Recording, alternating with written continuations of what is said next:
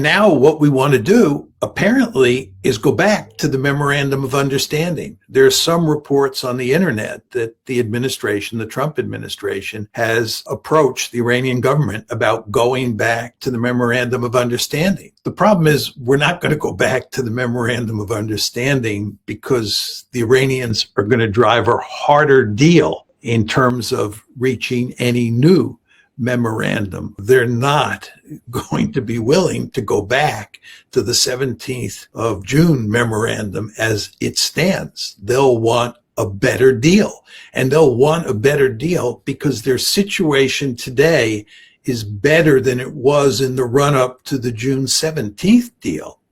In other words, what happened is we violated the June 17th deal. We got into this tit-for-tat campaign, and it didn't produce victory in any sense of that term.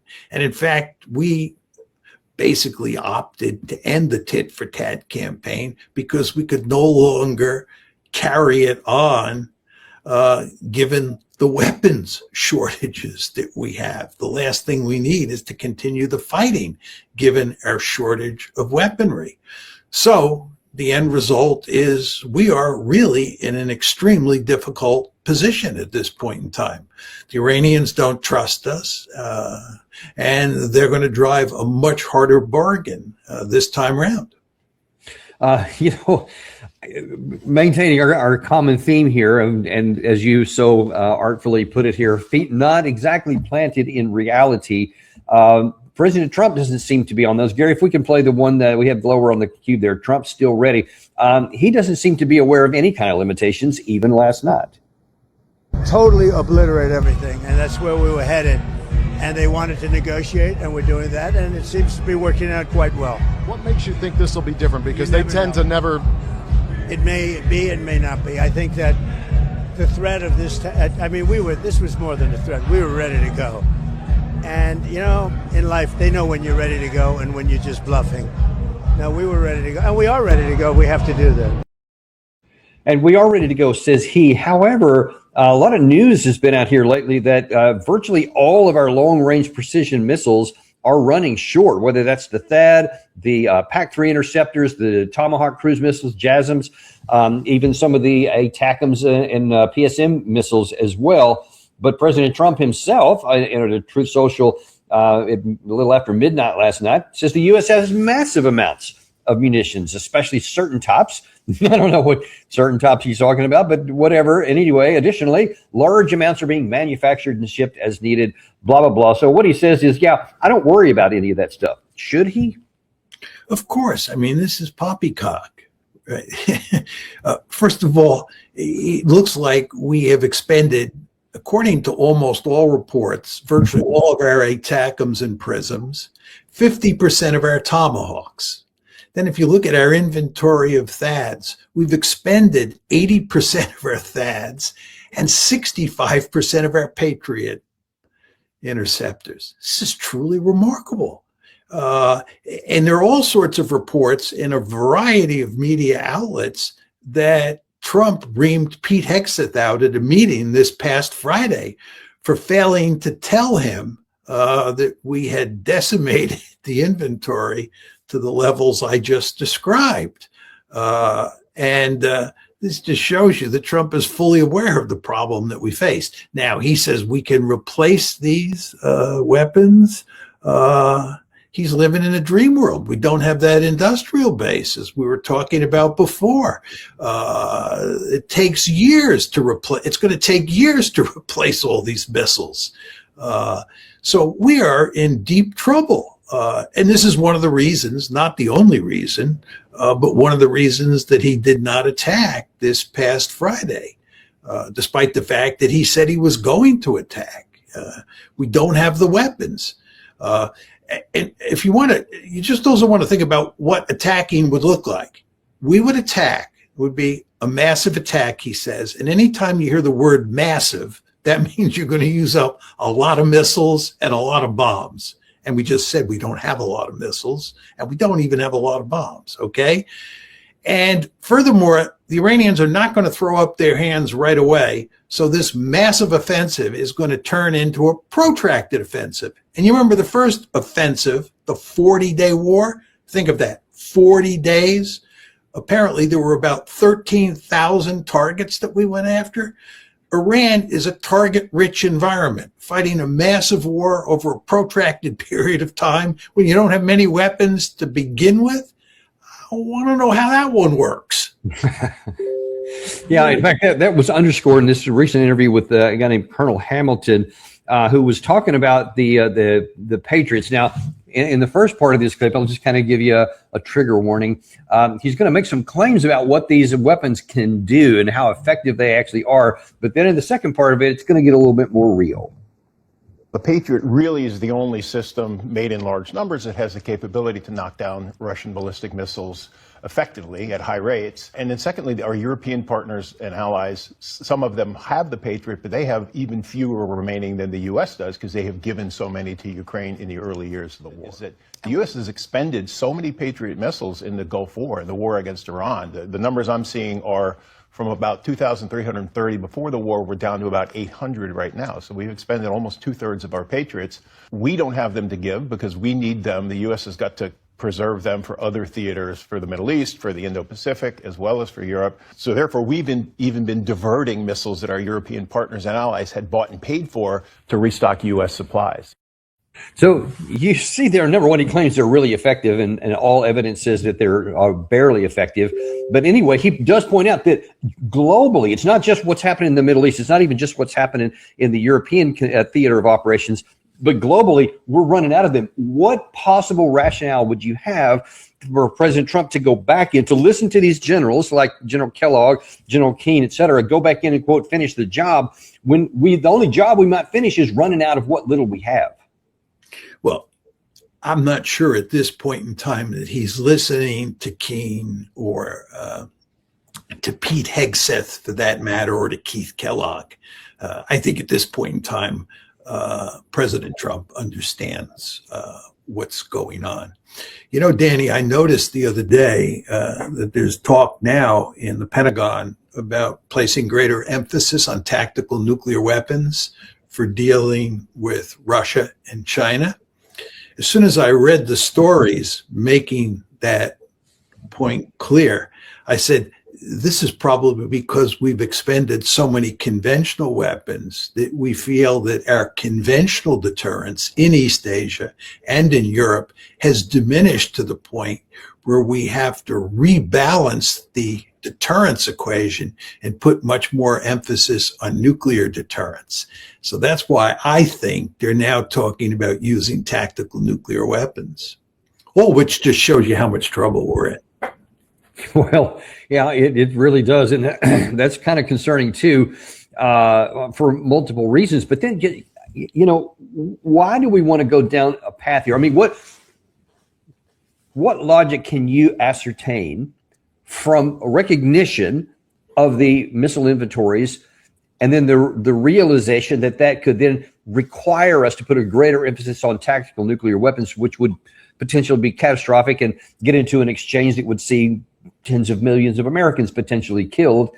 Why would you want to continue going down that path instead of saying, okay, you know what, let's just get a fig leaf, a fake victory, whatever, and get out of here? Why will we not do that? Well, I believe they're going to try to do that in Iran. I mean, I think that Trump and company are searching for a negotiated settlement. There's not a lot of clear evidence in the public domain to support what I just said, but you can see snippets of information that have leaked out from the administration that indicate that they're talking to the Iranians and they want to go back to the 17 June memorandum. And it makes perfect sense from their point of view. So I think we're trying to get out of the war against Iran. And the question you have to ask yourself is, can we do that? And with regard to Ukraine, Trump has been trying to shift the burden of dealing with Ukraine to the Europeans. He wants the Europeans to do the heavy lifting on that front. And he is also interested in reducing the American military footprint in Europe. The problem Trump faces is that he just made a massive blunder by attacking Iran. It's a losing war. It'll undoubtedly go down as the greatest strategic disaster in American military history, outdoing even the Iraq War. And he's going to have a devil of a time getting out of this war. It's not like he can just snap his finger and end it. And I would surmise, Danny, that what's going to happen here over the next couple months is that he's going to be faced with two losing wars. He's going to be seen, or we're going to be seen to have lost to Russia in Ukraine. And we're going to be seen to have lost to Iran in the Middle East.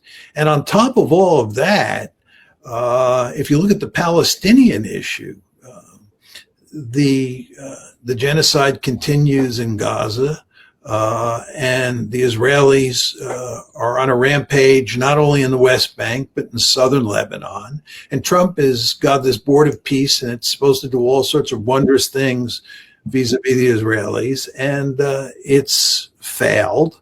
And there's no evidence that Trump is going to be able to get Netanyahu or any replacement of Netanyahu to change Israel's basic policies on the West Bank, in Gaza, and in southern Lebanon. So Trump has failed on almost every front, and more people are beginning to realize that. And let me just kind of highlight one of the consequences of that for us and our allies. Colonel Hamilton, in that clip I just showed you, talked about how there's a global shortage of these interceptor missiles because we have taken them even from those that we had sold and bought and paid for by some of our European allies, and taken some of those missiles away. Well, on that same interview I showed you at the beginning here of Sean Bell, he talked about how what has impacted on the air defense capacity of UK and of Europe. Near term, until the Iran war ends, we might be closing in on that. Then the priority can shift to Ukraine. And I think there's a more profound message for us. We in the UK and in Europe don't have any ballistic missile defense worth really talking about. And if Iran, we wouldn't see as a major superpower, can deliver such a devastating effect onto its Middle East partners, just imagine what carnage that would sort. We need to invest in this capability, and we need to do it fast. Yeah, but that's going to be years down the road, even if investment can be found. But right now, it says, and we've had other experts here on the channel say the same thing, that there is effectively no air defense for the entire NATO organization. How can that be? How could we be at this point in 2026 and have just raped ourselves of any air defense capacity? Well, we got deeply committed to supporting Ukraine in its war against Russia. And as I described to you before, if you look at Russia's assets for attacking Ukraine, you see that they have lots of ballistic missiles, lots of cruise missiles, lots of drones, and they have lots of smart bombs. And therefore, Ukraine is going to need huge amounts of defensive weapons if it's going to try to protect itself against that Russian arsenal of attacking missiles, drones, and bombs. And Ukraine certainly doesn't have the capability to build those defenses. And we have lots of defensive weapons in the West, in Europe, and in the United States. So what Ukraine became was a giant vortex that sucked up all these defensive weapons out of the West. And then when you add on top of that what's going on in the Middle East in the Iran war, and by the way, there are two Iran wars. You want to remember there was one last year in 2025.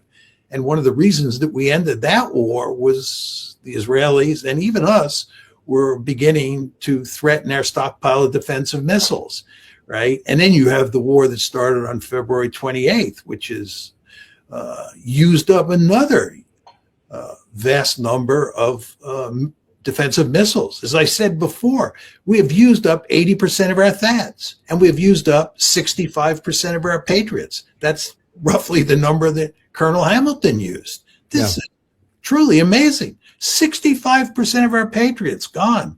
80% of our THAADs gone. And as I said before, and you know very well, replacing these is going to be extremely difficult.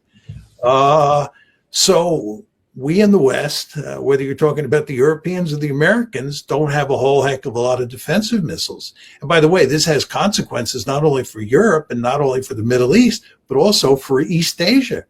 China is supposed to be the pacing threat for the United States, according to the Pentagon. We were supposed to pivot to Asia. So one would think that not having all these defensive missiles and offensive missiles like the Tomahawks, the ATACMS and the PRISMs is really going to matter out there. And it is going to matter out there. And that's why I was saying before, it's hardly surprising that now they're talking about emphasizing nuclear deterrence over conventional deterrence. All of this is to say, Danny, we have no idea what we're doing. And that's what gives us so much to talk about on these shows every time we get together. We just don't know what we're doing. And then that's not going to change anytime soon until we get a wholesale change at the top of our government. So we can expect that incapacity will seep into the future. Let's take a look. Let's put your IR hat on. Let's say that your prognosis is correct, which obviously I agree with, that we're going to lose both the Iran war and the Ukraine war. And at some point, you can't hide it anymore from whatever means and whatever timing. 6 months from now, 12 months from now, whatever. On that day when we probably will be even lower in our missile inventory, what is that going to do to the global position of the United States going forward? When anyone in China, anyone in Russia, the two big threats, maybe even put North Korea in that matter too, can see that the United States couldn't even, not only could we not defeat relatively little Iran, we were defeated by them. What is that going to do to our image across the board? And if you could answer both in questions of our adversaries and of our allies. Well, let me make two sets of points. The first is that I think what's going to happen here is that the United States, after the Ukraine war, after the shooting stops in the Ukraine war, and after there's some sort of settlement in the Iran war, will focus laser-like on East Asia. I think the situation is analogous to what happened during the Vietnam War. When the Vietnam War ended in roughly 1975, I mean, for us, it was early 1973 when we were basically out, but then Saigon fell in April of 1975. So it really kind of ended in the 73-75 period. Most viewers won't remember this because they're not old enough. But what we did was we focused laser-like on Europe. We paid enormous amounts of attention to Europe after 1975. And the last thing we ever wanted to think about was getting involved in another war like Vietnam. Let's stay out of what we then called the Third World. No more wars in what we then called the Third World. I think once this war with Iran is over with, we're going to greatly reduce our presence in the Middle East. And as I said before, I think Trump is trying to significantly reduce America's military footprint in Europe. And I think what we will do is we will pivot to Asia. That's point number one. Point number two is the question of whether you think the fact that we got defeated in the Gulf means that the Chinese will think that we're a paper tiger. And I don't think that's the case. This is not to say that the Chinese think that we are Godzilla and we are unbeatable. But the fact that we lost in Vietnam did not lead the Soviets to think that we were a paper tiger. And I think the same basic logic will apply here. And I think if I'm right and that we do pivot to Asia in a meaningful way, we will build the defenses up and we will make it clear to the Chinese that despite the fact that we lost, that we suffered a humiliating defeat in Iran, in the war against Iran. That they should not think that we are a paper tiger. So that's my sense of what happens here moving forward.